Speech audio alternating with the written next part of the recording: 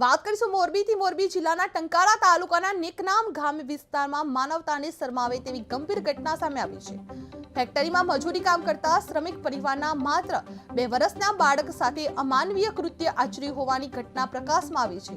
આ બનાવની ગંભીરતા ધ્યાનમાં લઈ ટંકારા પોલીસે તાત્કાલિક કાર્યવાહી કરી ગણતરીના કલાકોમાં આરોપી રામ વિકાસ નામના 38 વર્ષના શખ્સને ઝડપી લીધો છે।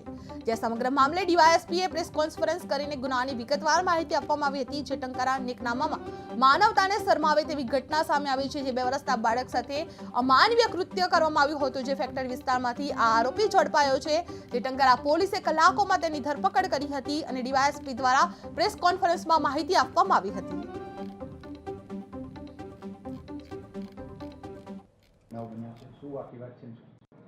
ગત તારીખ 31ના રોજ ટંકારાના નેકનામ ઓપીમાં આવેલા એક યાનના કારખાનામાં રહેતા મજૂર કોલોનીમાં રહેતા મજૂરના એક બાળક 2 વર્ષના બાળક સાથે દુષ્કૃત્યનો બનાવ બનેલો હતો।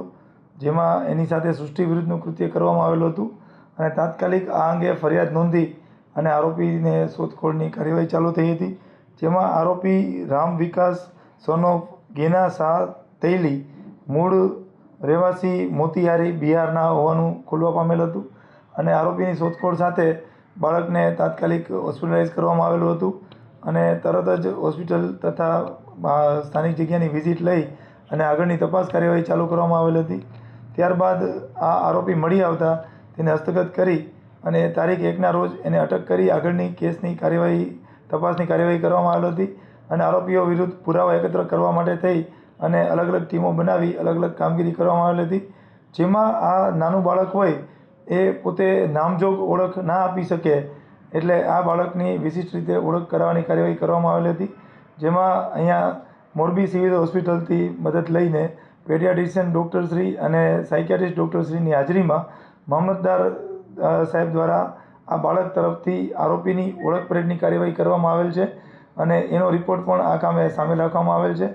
આમ આ આરોપી પકડી અને જે કોર્ટ હવાલે કરતા નામદાર કોર્ટ તરફથી એમના 5 દિવસના રિમાન્ડ પણ મંજૂર કરવામાં આવે છે।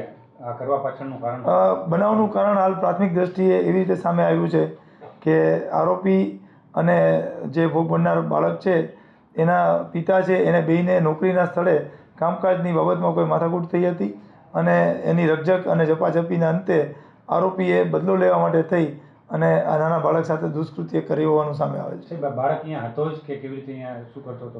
એકચ્યુઅલી છે એ લેબર કોલોની છે, એમાં નીચે અમુક મકાનો છે, ઉપર રવેશ છે અને લોબીમાં મકાનો છે। એમાં એક રૂમના જ બધા મકાન છે। તો બાળકની માતા જ્યારે રસોઈ કરી રહી હોય ત્યારે બાળક છે એ લોબીમાં આવેલા બીજા મકાનમાં ફરીને પોતાની રીતે રમતું હોય છે। તો અવારનવાર આરોપીના રૂમમાં પણ જઈને રમતું હોય છે। એ રીતે જ બાળક રૂટીનમાં પોતે આરોપીના રૂમમાં જઈ અને રમવા લાગેલ હતું અને આરોપી એને નિશાન બનાવ્યું છે। આરોપી જે છે એ કેટલા વર્ષથી મોરબી જે છે ને પરિવાર પરિણીત છે કે કેવી રીતે? આરોપી છે એ મોરબી અત્યારે 1 વર્ષથી રહે છે અને પોતે પરિણીત છે અને એના 2 બાળકો સાથે એના વાઇફ છે એ પોતાના વતનમાં છે।